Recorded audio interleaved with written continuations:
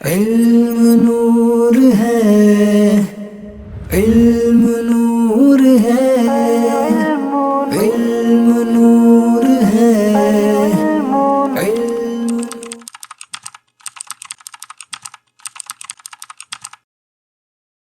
بسم اللہ الرحمن الرحیم۔ معزز سامعین کرام، آج ہم اس ٹاپک پر گفتگو کریں گے کہ عقائد اہل سنت پر استقامت کی ضرورت کتنی ہے اور یہ استقامت ہمیں کس طرح حاصل ہو۔ رسول اللہ صلی اللہ علیہ وآلہ وسلم نے عطائے الہی سے قیامت تک کے پیدا ہونے والے فتنوں کی خبر بھی دی اور ان میں ہدایت و نجات کا راستہ بھی ارشاد فرمایا۔ عصر حاضر دور فتن ہے، عقائد بھی گمراہی کا نشانہ ہیں، اعمال بھی فتنوں کا ہدف ہیں اور اخلاق بھی محل فتن ہیں۔ سوشل میڈیا نے فتنہ پروروں کا راستہ آسان کر دیا، جس کا جی چاہے اپنی کمین گاہ میں بیٹھ کر زہر اگلتا ہے اور سوشل میڈیا کے ذریعے چند لمحوں کے اندر پوری دنیا میں پہنچا دیتا ہے۔ قرآن و سنت میں عقائد کے فتنوں سے بچنے اور حفاظت ایمان کے لیے یہ حل عطا کیا گیا ہے کہ اہل سنت و جماعت کے عقائد پر استقامت اختیار کی جائے۔ اسی بات کو تعبیر فرماتے ہوئے حبل اللہ کو تھامنے، تفریقہ سے بچنے، جماعت کے ساتھ رہنے، سواد اعظم کی پیروی کرنے اور سنت نبوی و سنت خلفاء کو اپنے اوپر لازم کرنے کے احکام دیے گئے ہیں۔ قرب قیامت عقائد سے متعلق فتنوں کی کثرت اور اس میں راہ نجات سمجھانے کے لیے ایک موقع پر رسول اللہ صلی اللہ علیہ وآلہ وسلم نے ایک سیدھی لکیر لگائی اور اپنا دست مبارک اس پر رکھ کر فرمایا، یہ اللہ تعالیٰ کا راستہ اس کی مثال ہے۔ پھر آپ علیہ السلام نے اس سیدھی لکیر کے دائیں بائیں مڑنے والی کچھ لکیریں لگائیں اور ان کے بارے میں فرمایا، یہ دوسرے راستوں کی مثال ہے، ان میں ہر راستے پر شیطان ہے جو اس کی طرف بلاتا ہے، یعنی شیطان ان اسلام کے راستوں کے علاوہ کی طرف بلاتا ہے۔ پھر یہ آیہ کریمہ تلاوت فرمائی، وَأَنَّ هَذَا صِرَاطِي مُسْتَقِيمًا فَاتَّبِعُوهُ وَلَا تَتَّبِعُوا السُّبُلَ فَتَفَرَّقَ بِكُمْ عَنْ سَبِيلِهِ ذَلِكُمْ وَصَّاكُمْ بِهِ لَعَلَّكُمْ تَتَّقُونَ۔ اے محبوب فرما دیجئے، بلا شبہ یہ شریعت میرا سیدھا راستہ ہے،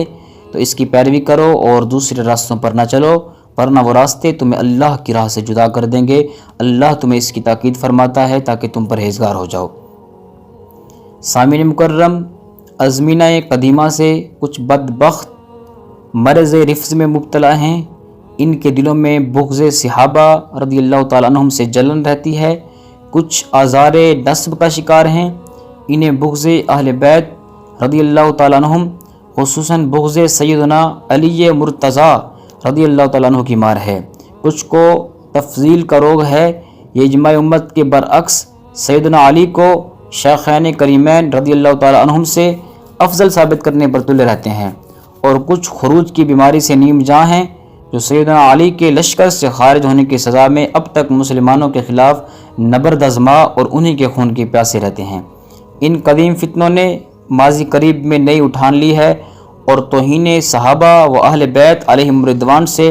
قلوب مسلمین کو چھلنی کیا ہے۔ نہایت خطرناک پہلو یہ ہے کہ اب ان فتنہ پروروں کے زر خریدوں نے اہل سنت و جماعت کا لبادہ اوڑھ کر صحیح العقیدہ لوگوں میں رفض کا زہر پھیلانا شروع کر رکھا ہے، جس سے کم علم سنی مسلمان نادانستہ طور پر ان کے دام تزویر میں تیزی سے پھنستے چلے جا رہے ہیں۔ یہ لوگ بھی اپنے آقاؤں کی پیروی میں کچھ اصحاب رسول صلی اللہ علیہ وسلم سے متعلق بد زبانی کرتے ہیں اور اپنے مذموم نظریات کو سہارا دینے کے لیے قرآن و سنت کے ایسے معانی بیان کرتے ہیں جو آج تک نہیں سنے گئے۔ ان حالات میں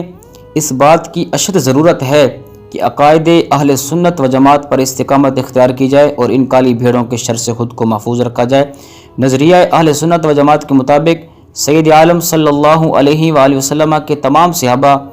ذیشان اور جملہ اہل بیت اطہار علیہم رضوان کا احترام فرض ہے،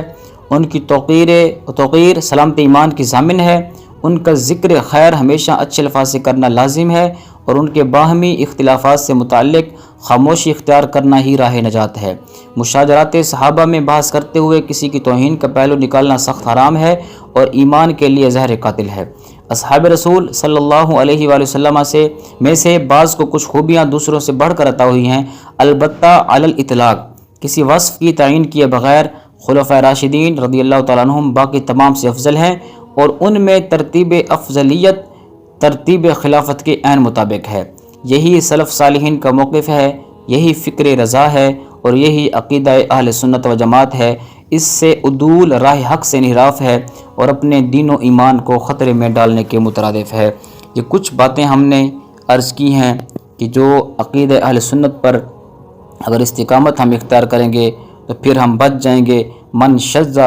فی النار کے مصداق ہم نہیں بنیں گے۔ اللہ تبارک و تعالی ہمیں تعدم آخر عقیدہ اہل سنت جو جماعت حق ہے اور سواد اعظم ہے، جنتی گروہ جماعت ہے، اللہ تبارک و تعالی اس پر ہمیں استقامت عطا فرمائے۔